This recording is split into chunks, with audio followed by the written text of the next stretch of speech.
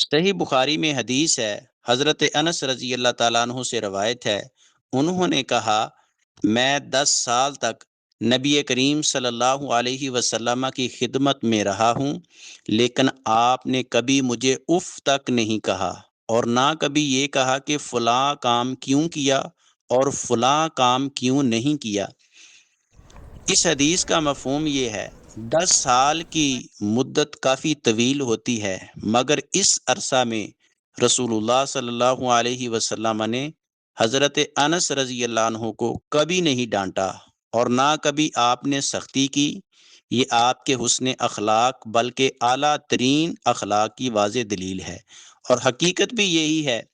کہ دنیا میں آپ سے بڑھ کر کوئی شخص نرم دل، خندہ جبیں اور خوش کلام پیدا نہیں ہوا۔